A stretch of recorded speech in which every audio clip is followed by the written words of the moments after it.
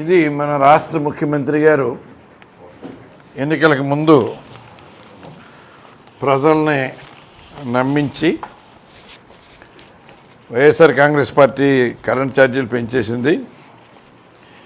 పెంచిన ఛార్జీలన్నీ కూడా తగ్గిస్తామని కూడా చెప్పి ఇందులోనేమో కరెంటు ఛార్జీలు పెంచడం అలా ఉంచి ఉత్పత్తి కూడా చేస్తామని కూడా ఆయన చెప్పడం జరిగింది. ఇవాళ పవన్ కళ్యాణ్ గారు మాట్లాడితే ఏ పథకం గురించి మాట్లాడినా ఏం చేయమంటారు? డబ్బులు, గవర్నమెంట్ డబ్బులు.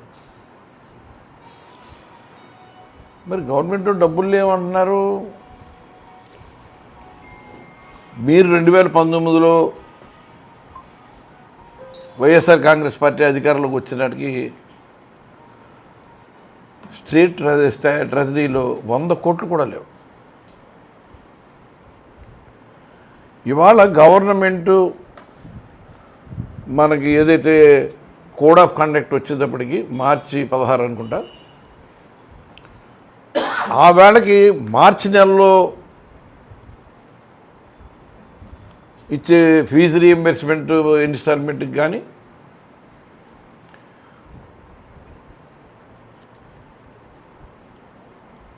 రైతు భరోసా మే నెలలో ఇచ్చే రైతు భరోసాకి కానీ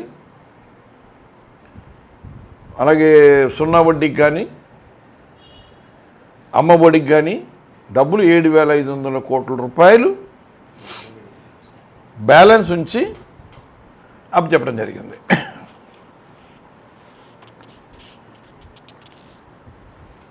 ఇవాళ ఏ పథకం అడిగినా సరే మీరు సూపర్ 6 ఇచ్చే రోజున మరి అంతకుముందు 45 ఇయర్స్ ఇండస్ట్రీ,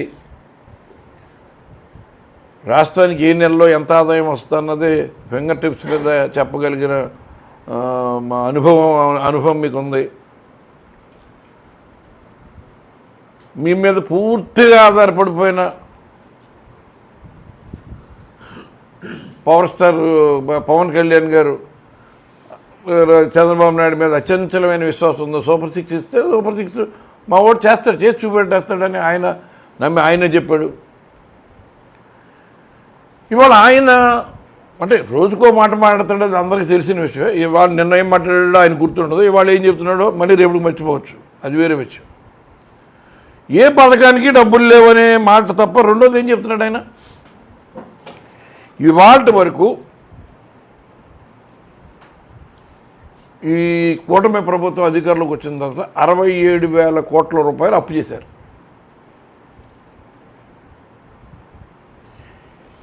ఈ 67,000 కోట్ల రూపాయలు దేని నిమిత్తం ఖర్చు పెట్టారు, ఏ పథకానికి మీరు డబ్బులు ఇస్తున్నారు, ఏ పథకానికి ఎందుకు ఇవ్వలేకపోతున్నారు అన్నది ఇప్పటివరకు ఏమైనా చెప్పారు? ప్రతిదానికి వైట్ పేపర్ అని అభూత కల్పనలో మీ చేతికి వచ్చిన రాత్రులు మీకు వచ్చిన కరపత్రం పత్రికల్లో రాయించుకుంటానికి తప్ప దేనికన్నా పనికొచ్చిందా? ఈ 67,000 కోట్ల రూపాయలు ఏమైనాయో? ఇవాళ మీరు 5 సంవత్సరాల్లో కరెంటు ఛార్జీలు రాబోయే 5 సంవత్సరాలు పెంచమని చెప్పిన తర్వాత ఈ వచ్చిన 6 నెలల్లో 5 నెలల్లోనే 2 సార్లు కరెంటు ఛార్జీలు పెంచడం జరిగింది. మొట్టమొదటిసారి 6,073 కోట్ల 36 లక్షల రూపాయలు పెంచారు.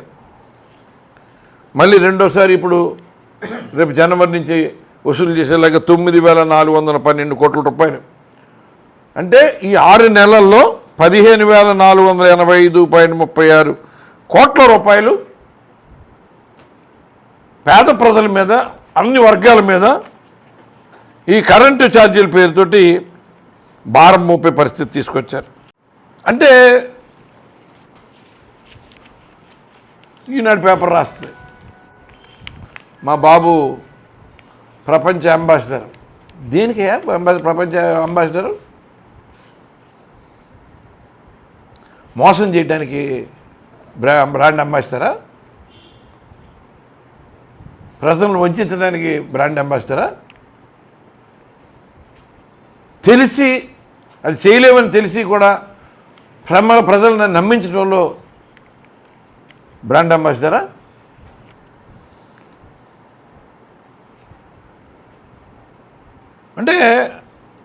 ఎలక్షన్కి ముందు బాదుడే కార్యక్రమం అని చెప్పి పెట్రోల్ బంకుల దగ్గర తిరిగేవాళ్ళు. కర్ణాటక బార్డర్లో 96 రూపాయలు ఉంటే ఇక్కడ 101 రూపాయలు ఉంది. తమిళనాడు బార్డర్లో 98 రూపాయలు ఉంటే ఇక్కడ 101 రూపాయలు ఉంది.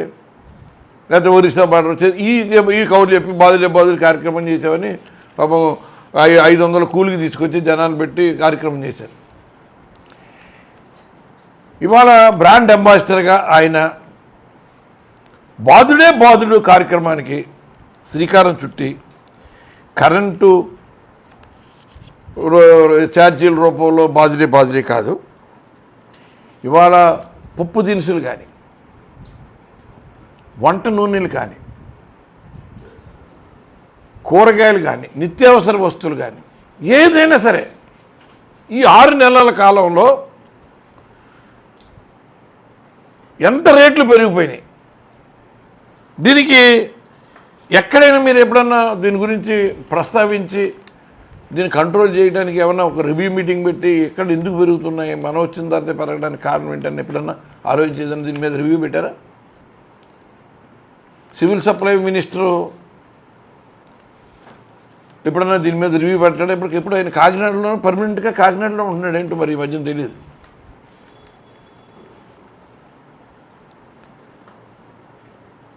ఇవాళ ఎంత దుర్మార్గంగా వాళ్ళు ఇచ్చిన సూపర్ 6 హామీలతోటి అధికారంలోకి వచ్చామన్న ఆలోచన కూడా లేకుండా ఇచ్చిన మాటలు తోట్లు పొడుస్తూ ప్రజల నడ్డి విరిసి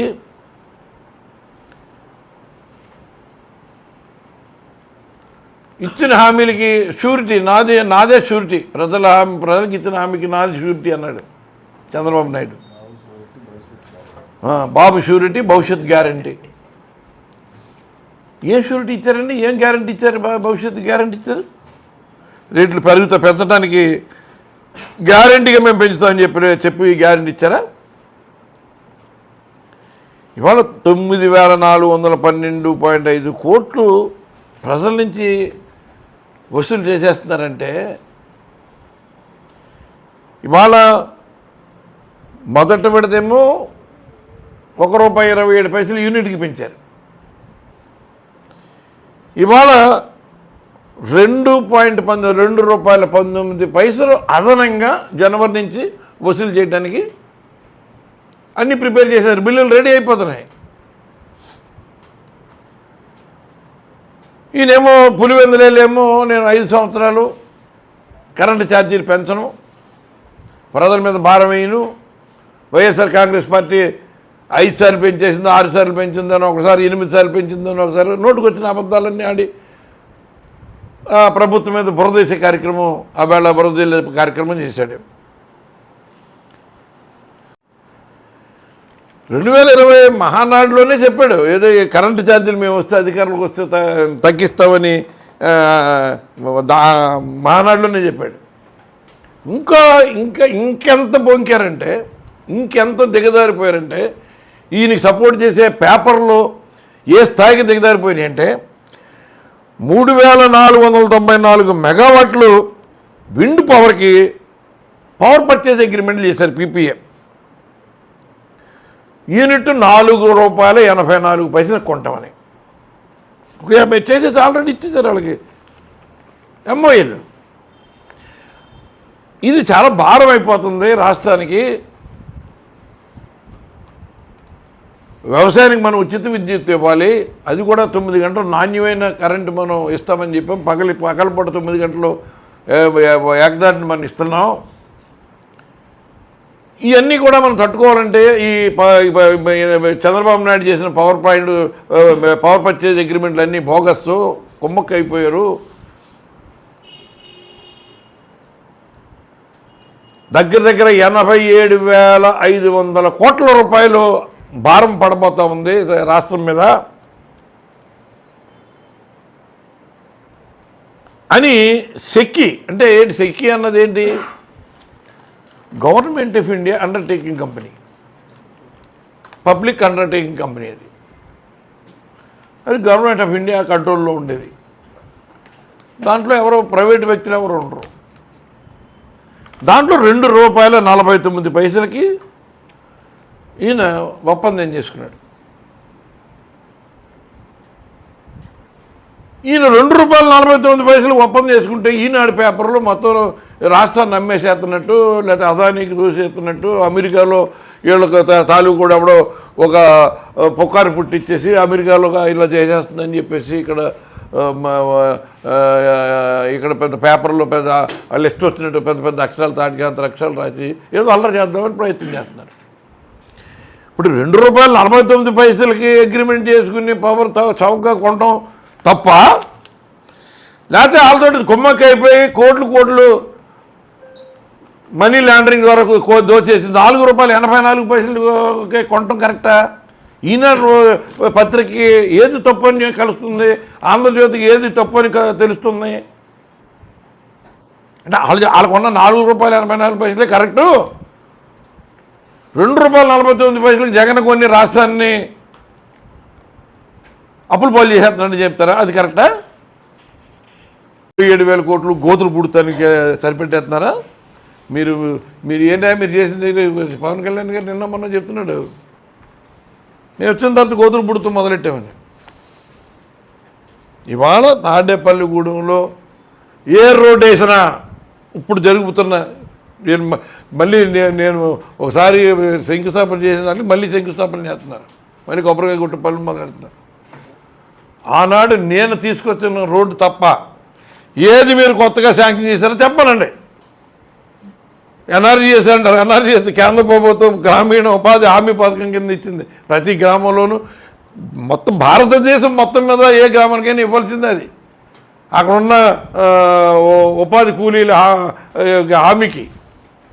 అది మీ గొప్పతనం ఏం లేదు. మీరు అధికారంలో ఉన్నారు కాబట్టి ఆ ఊరికి ఎక్కువ ఉండే, ఈ ఊరు మా ఓట్లు ఎక్కువ వేశారు, దీనికి ఎక్కువ ఉండే, దాన్ని తక్కువ వేశారు, దాన్ని తక్కువ ఉండని ఏదో మీరు జిమ్మిక్కులు చేసి ఎక్కువ తక్కువలు చేసి ఏదో మాట్లాడుతుంది తప్ప ఏం తీసుకొచ్చారు చెప్పండి. నేను ఏదైనా సూటుగా అడిగితే ఆ సూటుగా అడిగిన దానికి ఇప్పుడు వరకు నేను అడిగిన ప్రశ్నలకు సమాధానమే రాలా. ఎవడో సన్నాసులు కూర్చోబెట్టి వాళ్ళతో ఏదో నోటుకు వచ్చినట్టు అలా వాగితే అడిగి తాడు బొంగరం లేనోడు వాడు ఏదో మాట్లాడతాడు. వాడికి ఎవడో సమాధానం చెప్పాలి, ఎవడో ఆన్సర్ఫుల్ అంటే అటువంటి ఎవరో తీసుకొచ్చి మాట్లాడితే నోరుకి తాటిపక్కి తేడా తెలియని వాళ్ళతో మాట్లాడితే ఏమైనట్టు. ఏదన్నా ఒక స్పెసిఫిక్గా నేను ఒక ప్రతిపక్షంలో ఉన్నప్పుడు స్పెసిఫిక్గా అడిగినప్పుడు మీరు దానికి సమాధానం చెప్పి కాదు అని చెప్పాలి. మేము కూడా నిజమే మనకి అందిన సమాచారం తప్పేమో అని మేము అనుకోవచ్చు. రుజువులు సాక్ష్యాలతో సహా అడిగిన ప్రశ్నలకు మీరు దేని సంబంధం వచ్చింది మా దగ్గరికి? అది కాకుండా మీకు ఇష్టం వచ్చినట్టు మీ మీటింగ్లోకి వెళ్ళిపోయి మీకు తెలిసి తెలియనట్టు లేకపోతే తెలిసి కూడా నేను ప్రభుత్వం మీద బురదల్లేటప్పుడు మాట్లాడితేనే మేము ఇన్వాల్వ్ అవ్వాల్సి వచ్చింది. మీరు మాట్లాడిన తప్పు, మీరు చేసిన తప్పులు దీనికి సమాధానం చెప్పండి అని అడగవలసి వచ్చింది.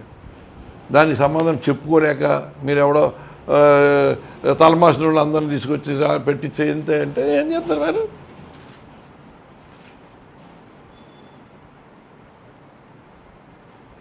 ప్రజలు గమనిస్తున్నారు ఇక్కడ.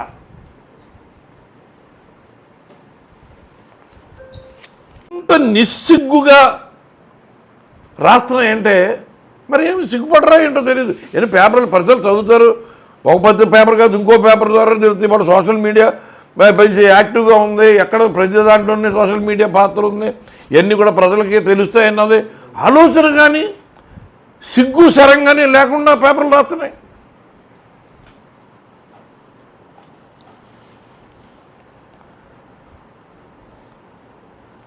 సోలార్ పవరు మనకు అన్నది కూడా సోలార్ పవరు. ఈ సోలార్ పవర్ చంద్రబాబు టైంలో 2400 మెగావాట్లు యావరేజ్ ప్రైస్ వచ్చి ₹5.90 కొన్నారు. అదే జగన్మోహన్ రెడ్డి గారి ప్రభుత్వం, వైఎస్ఆర్ ప్రభుత్వం ₹2.49 కొంది. తేడా ఎంత? ఒక యూనిట్కి ₹3.41 తేడా ఉంది.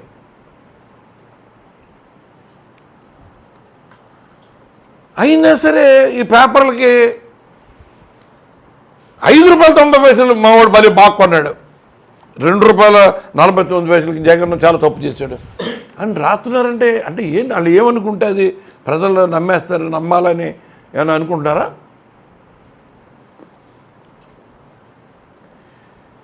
ఈ ఈ ఈ చంద్రబాబు నాయుడు తీసుకున్న పవర్ పర్చేజ్ అగ్రిమెంటు నిర్ణయాల ద్వారా రాష్ట్రం మీద 87,500 కోట్ల రూపాయలు భారం పడుతుందన్న విషయాన్ని ప్రజలందరూ కూడా తెలుసుకోవాలని ఈ సందర్భంగా నేను తెలియజేస్తున్నాను. అలాగే వైఎస్ఆర్సీపీ ఒప్పందం వల్ల వీళ్ళు చేసిన దానికి 25 సంవత్సరాల్లో లెక్కేస్తే 1,10,00,000 కోట్లు 1,10,000 కోట్ల రూపాయలు ఆదా అవుతుందన్న విషయాన్ని కూడా ఈ పత్రిక రాయు, ఖచ్చితంగా రాయు.